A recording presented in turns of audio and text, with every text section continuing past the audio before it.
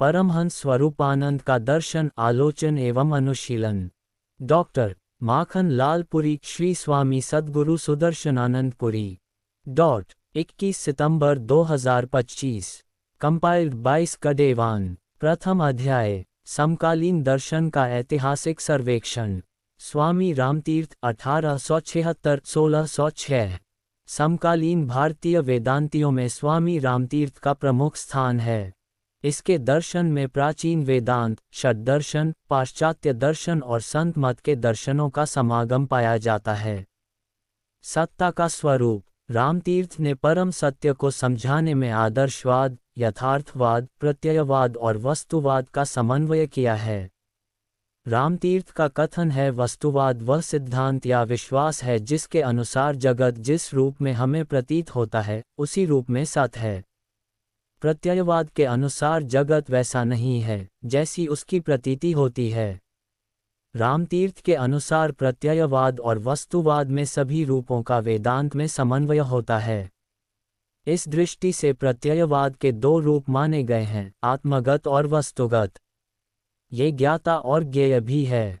ज्ञाता बुद्धि, परंतु वेदांत में बुद्धि से परे आत्मा को ज्ञाता मानकर बुद्धि को भी ज्ञेय माना गया है। इस प्रकार आत्मा बुद्धि की भी जांच करती है और उसके नियम निर्धारित धर्म पर नहीं बल्कि उधार धर्म पर होते हैं। नकद धर्म वर्तमान जीवन से संबंध रखता है। रामतीर्थ कहते हैं कि प्रार्थना का अर्थ पूर्ण त्याग होना चाहिए। ईश्वर को अपना सब कुछ सौंप दो। प्रेम का अर्थ है प्राणिमात्र के साथ एकता और अभेद्यता का अनुभव करना, जैसे कि संपूर्ण जगत एक शरीर है। हमारा शरीर उसका एक अवयव है। यही प्रेम है। एकता का बोध होने से व्यवहारिक वेदांत का आचरण होता है। सच्चा धर्म वह है जिसमें उसकी अपनी श्रेष्ठता हो। उसकी स्वयं जांच पड़ताल खूब छानबीन करके करो। सच्चे धर्म का मतलब ईश्वर पर विश्वास की अपेक्षा भलाई पर विश्वास करना है। वे विवेकशीलता पर जोर देते हैं। यह मानववादी कसौटी है।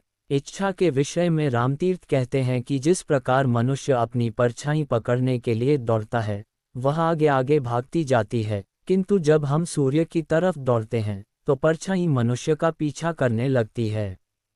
यही स्वभाव हमारी इच्छाओं का है। जितना अधिक इच्छा करते हैं उतनी ही उनकी पूर्ति कठिन होती है।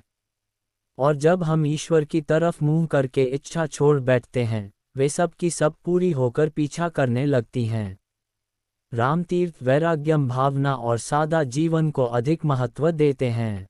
उनका कहना है कि अपनी क्रिया शक्ति को इधर उधर मत बिखराओ। संसार में बाहर भवन बनाने के विचार में समय नष्ट मत करो। जीवन का उद्देश्य अपनी अंतर्ग शक्ति के विकास में लगाओ। वे कहते हैं कि तुम अपनी भीतरी शक्ति पर विश्वास करो। तुम अनंत हो, अपने को ईश्वर समझो। तुम ईश्वर हो, मुक्त समझो, उसी क्षण मुक्त हो जाते हैं। रामतीर्थ के दर्शन का सार है आत्मविश्वास या आत्मज्ञान। कल के पाठ में श्री भगवान दास, कंपाइल्ड 22 कडेवान।